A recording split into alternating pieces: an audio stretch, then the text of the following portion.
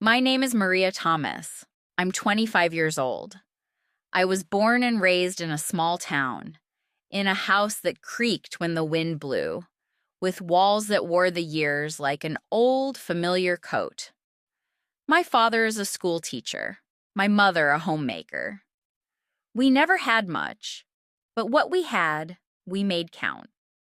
Laughter over shared meals, hand-me-down dreams, and the kind of warmth that doesn't come from money, but from love.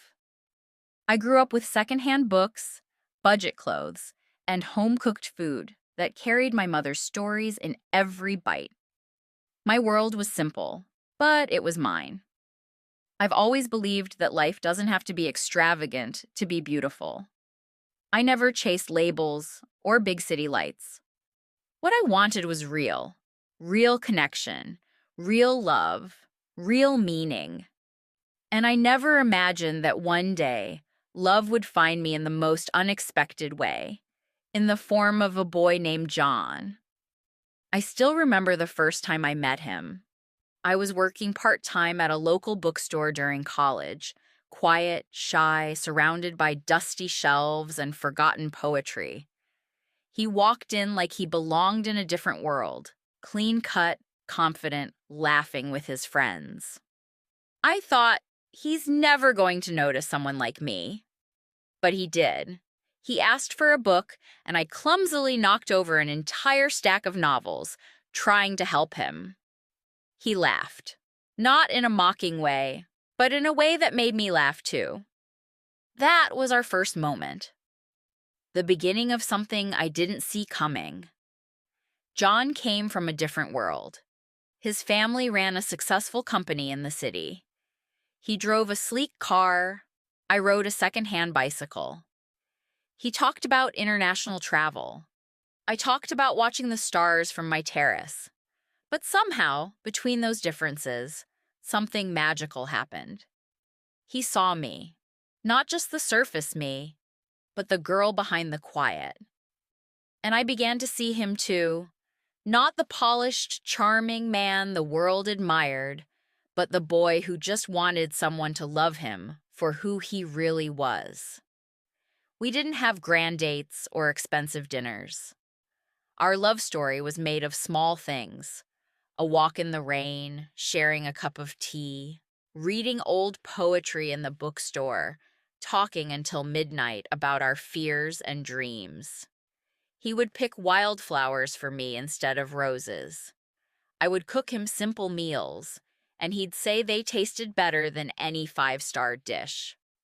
John made me feel safe in a world that often felt overwhelming. He never tried to change me. He just held space for me to be exactly who I was. With him, I didn't feel small. I felt seen, valued, loved. But love isn't always easy, especially when it comes from two very different worlds. When John told his parents about me, things changed. They saw me as not enough, not polished enough, not rich enough, not from the right background. His mother said I was kind, but not a match for their legacy. His father didn't even speak to me. I won't lie, it hurt. It broke something inside me. I remember crying into my pillow, wondering if love really was enough. I told John maybe he should walk away, find someone easier to love, someone who fit in with his world. But he didn't walk away. He looked me in the eyes and said, "Maria, I didn't fall in love with you to impress the world. I fell in love because you're the first person who made me feel like I belong." And so we stayed. We fought. We held on through the judgment, the whispers, the pressure. Love became our rebellion, our quiet protest against everything that tried to pull us apart. Today we're still together. It's not a fairy tale, but it's real.